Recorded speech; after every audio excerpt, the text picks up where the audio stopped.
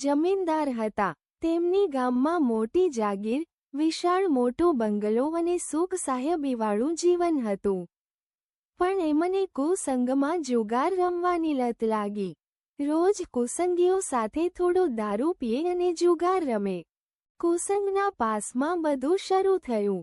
એમ કરતા કરતા એ જમીનદાર બધી મિલકત ખોઈ બેઠા અને ઘર જમીન વેચવાનો વખત આવ્યો. છેવટે નાદારી નીકળી એટલે એમણે નક્કી કર્યું કે બીજા ગામમાં મારો મિત્ર નગરશેઠ છે. ત્યાં જઉં અને એની મદદથી પાછો ઊંચો આવી જઉં. એમ વિચારીને એ જમીનદાર પોતાના પત્ની અને છોકરાને લઈને પેલા નગરશેઠ મિત્રને ત્યાં ગયા. શેઠે એમની આપવીતી સાંભળી.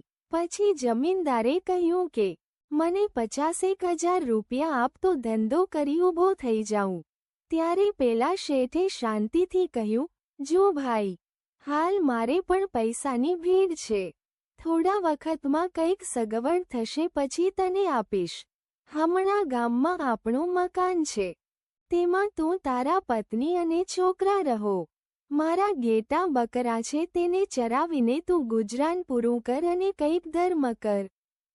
ભગવાનનું નામ લે. રહેવા ઘર અને ગુજરાન માટે કામ મળ્યું એટલે જમીનદાર માની ગયા અને શેઠે બતાવેલા ઘરમાં રહેવા લાગ્યા. આમ કરતા લગભગ 6-8 મહિના વીતી ગયા. જમીનદારે પાછી શેઠ પાસે જઈને ધંધા માટે પૈસાની વાત કાઢી કે કઈ મૂડી મળે એવું છે મને. ત્યારે શેઠે ધીમેથી પૂછ્યું, કેટલા બચ્ચા જન્મ્યા છે?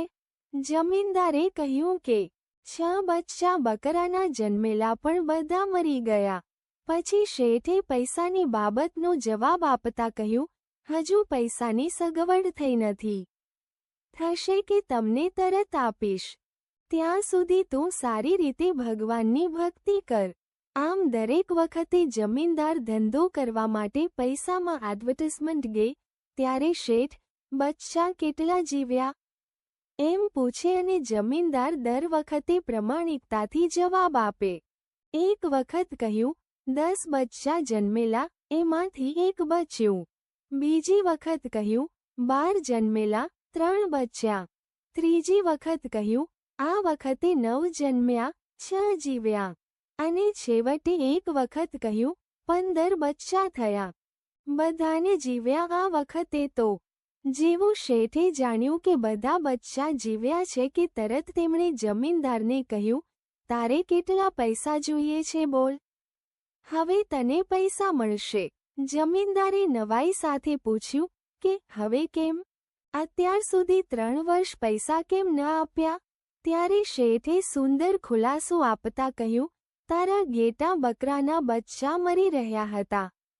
હું તને ગમે તેટલા પૈસા આપત તો પણ બધું નુકસાનીમાં ખલાસ થઈ જાત. કારણ કે અત્યાર સુધી પાપની લિંક હતી એટલે તું જ્યાં હાથ નાખે ત્યાં નુકસાન જ આવે. હવે બચ્ચા બધા બચે છે માટે તારી પુણ્યની લિંક શરૂ થઈ છે. લાઈક કરો, શેર કરો ના સબસ્ક્રાઇબ કરો.